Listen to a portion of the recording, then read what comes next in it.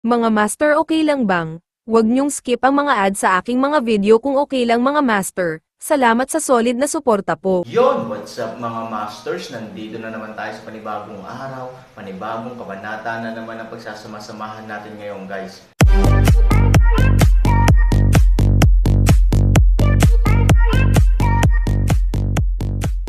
Bali mga masters, kung bago ka pa lang po sa aking YouTube channel, please click the subscribe button, lalong-lalo na po yung notification bell guys, para maging connected pa rin tayo sa isa't isa at maging updated kayo sa mga susunod ko pang video. Bali mga masters, bago natin umpisahan ng kwento ay mag-shoutout po muna tayo para sa mga solid nating tagapakinig. Shoutout kay Felchay at shoutout kay Mario Francisco. Yun na nga mga masters, no? Bali hindi na ito patagalin. In 3, 2, 1, let's go! Mapayapa, natahimik ang buong audience. Dahil noong inakala nila na ang Aaron ay isang tigre ng papel, ibinuka ng tigre na papel ang bibig nito sa pinakakritikal na sandali. Ngunit ang kapayapaang ito ay nakatakdang panandalian lamang. Nang tumagal ng halos isang segundo ang paghaharap ng kamao at paa, nasira ang kapayapaan. Boom! Isang malakas na apoy ang umuungal ng direkta mula sa mga kamay ni Aaron. Sa takot na mga mata ng Bigfoot na kagalang-galang, winalis nito ang kanyang malaking Bigfoot na parang apoy na dragon. Pagkatapos, sa ilalim ng kanyang pagmamadali, ang apoy na dragon ay tumangay sa kanyang buong katawan at nilamon ito ng buo. Bang! Kasabay nito, isang malaking kakaibang puwersa din ang lumabas sa buhok ng kamao. Ang Bigfoot, na naging bowl ang apoy, ay lumipad ng ilang metro at sa wakas ay tumama ng malakas sa likuran. Ang mga tao sa likuran ay gustong kunin ito ng hindi sinasadya, ngunit nang makita nila ang naglalagablab na apoy sa Bigfoot at ang napakabilis na bilis ng pag-atres, ang isang grupo ng mga tao ay maaari lamang maghiwa-hiwalay sa gulat. Boom! Sa napakalaking pagyanig sa lupa at pagsabog ng mga laryong bato sa harap ng bulwagan, lumilipad ang alikabok. Maraming tao ang hindi namamalayan na lumiko sa gilid upang maiwasan, at ang malaking paa na sumasamba ay nabagsak. Kapag lumingon ang mga tao sa publiko, hindi nila maiwasang matigilan. Isa lamang itong malalim na hukay, na mahigit 10 sentimetro ang lalim. Nahulog ang kalahati ng katawan ng malaking paa na Reverend, at ang kanyang mga paa lamang ang halos hindi nakaipit sa hukay. Ang bitek na kumalat mula sa gitna ng hukay ay umabot sa 10-10 metro. Tingnan ang eksenang nakakatakot sa isipan ng isang tao. Ang isang grupo ng mga tao ay hanggal. Ano ito? Bigfoot Venerable Person, ang nangungunang eksperto, ay hindi isang hipon at general ng alimango, pabayaan ang isang pusa at aso. Ngunit sa harap ng Aaron, natalo siya sa isang round. Ito ay talagang nagpapakamanhid sa mga tao. Lalo na sa mga oras na ito, ang Bigfoot Venerable ay sumisigaw pa rin dahil sa nagngangalit na apoy, na nagdagdag ng higit na pagkabigla at takot sa publiko. Paano ito posible? Paano ito posible? Imposible para sa Aaron na magkaroon ng isang malaking bilang ng mga tunay na talento ngayon. Ibig sabihin, hindi nais na saktan ang mga nangungunang eksperto tulad ng Bigfoot. Kahit na halos hindi niya magawa ang isang mahusay na depensa, ito ay isang hanggal na panaginip, ngunit paano niya nagawa? Ano pa, isang galaw ang direktang pumatay sa Bigfoot Master. Nagkaroon ng maraming usapan, pagdududa at pagkabigla. O, kung tutusin, hindi nagsinungaling si Aaron mula umpisa hanggang wakas. Siya ay talagang puno ng enerhiya. Gayunpaman, sa mga tuntunin ng aming kakayahan at pananaw, hindi namin maisip kung gaano kalaki ang kanyang enerhiya. Ang pangungusap na ito ay halos martilyo sa puso ng lahat ng nasa eksena. Dahil kung gayon, ito ay magiging lubhang kakilakilabot. Tumingin si Mingyu kay Aaron. Nag-iisip siya, at nag-iisip din siya. Hindi siya madaling maniniwala na wala na ang Aaron, at hindi rin siya basta-basta maniniwala na ang Aaron ay enerhiya na ngayon. Mayroong maraming mga puna, tinitimbang at hinuhusgahan niya sila sa sarili niyang obserbasyon. Pero sa panghihinayang niya, hindi niya makita. Mula sa isang makatwirang punto ng view, siya ay mas hilig sa Aaron, na maaaring magkaroon ng mas maraming enerhiya kaysa sa naisip nila, o isang biglaang pag-atake sa salamin ng kamatayan.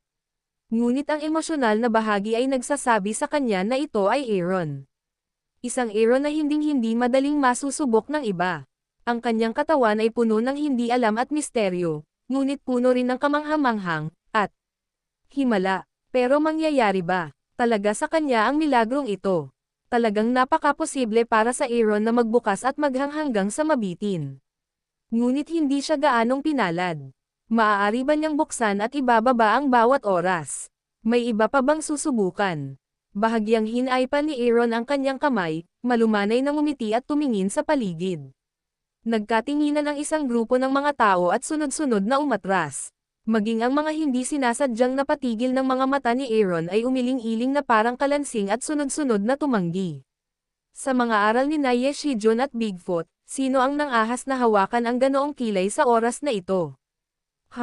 Malamig na ngumiti si Aaron, hindi ka ba sumigaw kanina? Bakit? Ngayon ay pipi ka na.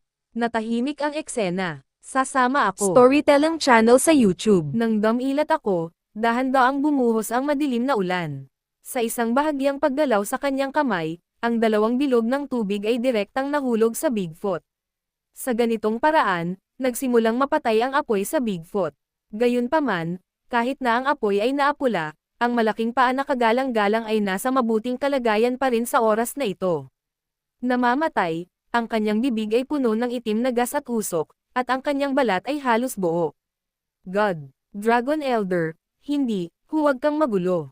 Aaron, medyo abnormal siya. Nang marinig ito, si Heishan Demon G at ang iba pa ay nagmadaling mag-inject ng sheneng sa kanyang likod, umaasang maprotektahan ang kanyang tibok ng puso upang siya ay kumapit hanggang matapos siyang magsalita.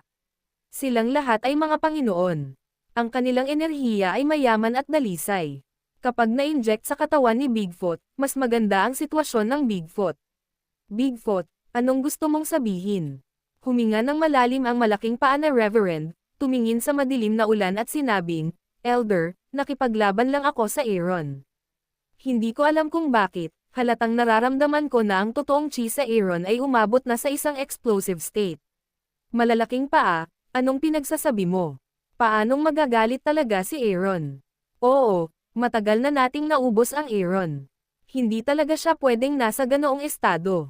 Kahit na talagang mas malakas siya kaysa sa ating naiisip at naiintindihan, hindi siya maaaring maging mas malakas kaysa sa tunay na Diyos.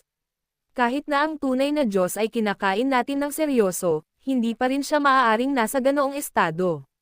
Oo, kahit ang tunay na Diyos, sa harap ng napakalaking pangmatagalang pagkonsumo, napakagandang panatilihin ang kalahati ng enerhiya. Siya Aaron, paano siya? Sa makatuwid, sa harap ng mga salita ni Bigfoot, pinabulaanan ito ng 3 eksperto sa pangunguna ni Heishan Demon G.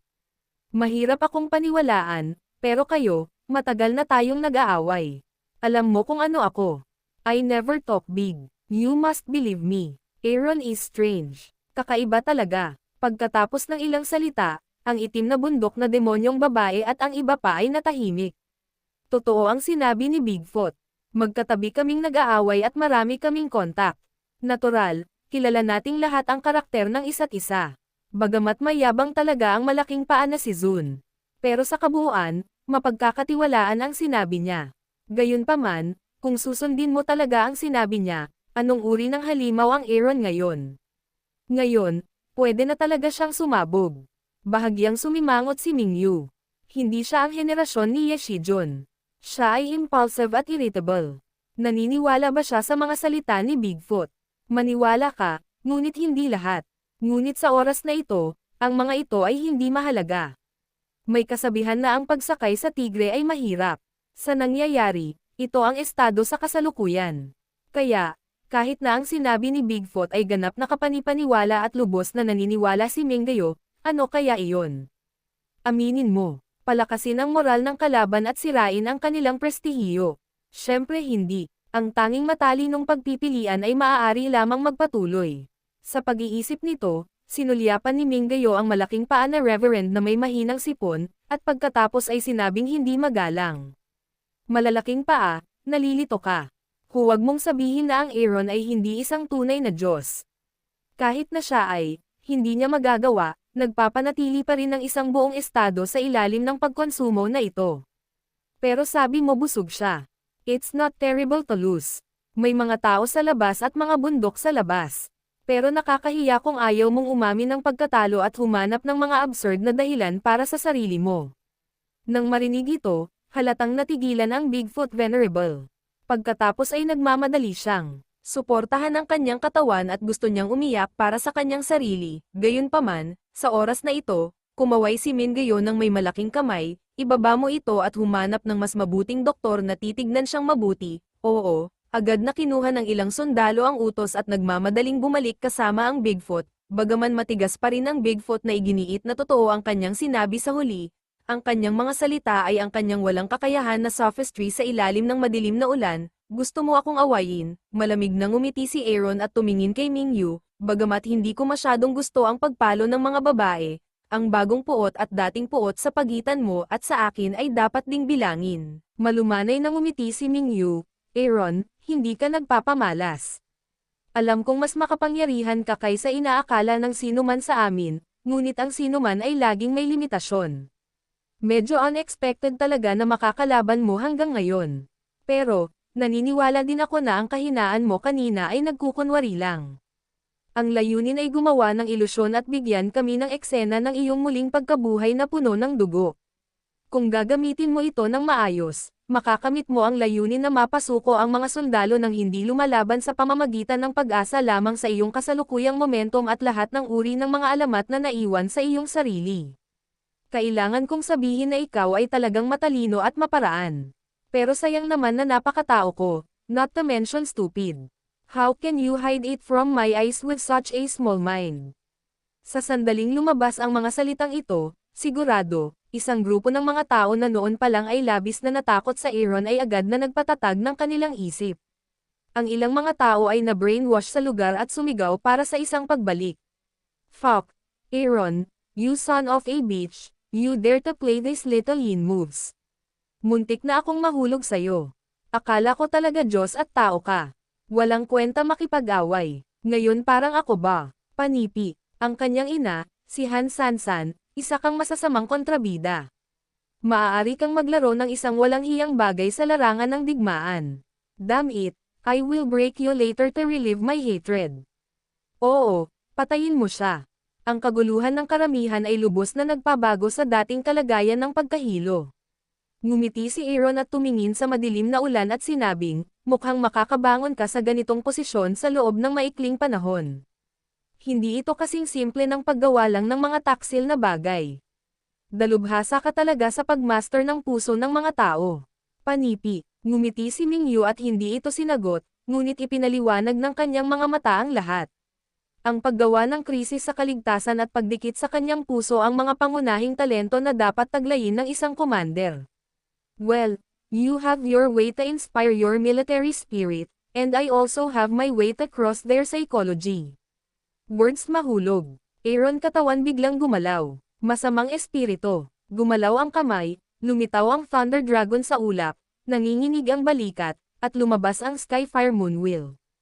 Ang apoy sa lupa ay muling bumangon, at ang anino ng makalangit na hayop ay lumitaw. Patayin. Sa pamamagitan ng paggalaw sa kanyang kamay at pagbanggit ng Jade Sword, dumiretso si Aaron na parang isang demonyong Diyos. Ikinaway ni Mingyu ang kanyang mga kamay. Halos kasabay nito, ang mga sundalong nasa kanyang panig ay mabangis din na sumalakay sa pamumuno ng amo. Para sa isang sandali, langit kulog sa lupa apoy. Tanging ang unang madilim na ulan lang ang dahan-daang umatras pabalik sa karamihan sa oras na ito. Siya ang unang tumayo, pero hindi ibig sabihin na gusto niya munang magmadali. Sa kanyang kasalukuyang lakas, kumpiyansa ba siyang haharapin ang Aaron? Kung tutusin sa improvement ng skill niya ngayon, meron. Ngunit mula sa kanyang hindi maintindihan na mga saloobin tungkol sa Aaron, hindi. Ito ay isang 50 hanggang 50 na sitwasyon. Pero hindi ito pipiliin ni Mingyu. Sa kasalukuyang eksena, ayaw niyang makipagsapalaran. Napakasimple din ang dahilan kung bakit siya ang unang tumayo. Gaya ng sinabi ni Han Sanchen, siya ay talagang para lang magbigay ng inspirasyon sa mga tao. Kailangan niyang sabihin sa lahat na ang lahat ay isang ilusyon. Ang Aaron ay isang tigre ng papel, kaya sila ay sumugod. Hanggat naniningil sila, hindi mahalaga kung ang Aaron ay puno ng chi gaya ng sinabi ng malaking paa. Dahil napakasimple din ang dahilan. Hanggat nandoon pa rin ang moral, kahit na talagang galit siya sa Aaron, ang pagbuo ng pangalawang larangan ng digmaan ay maaari pa ring ganap na makaapekto muli sa Aaron.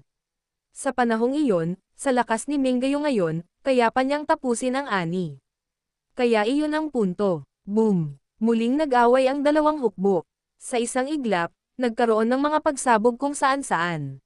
Kasabay nito, nagsimula muli ang isang bagong round ng paghaharap. Ang Aaron ay ang Aaron pa rin.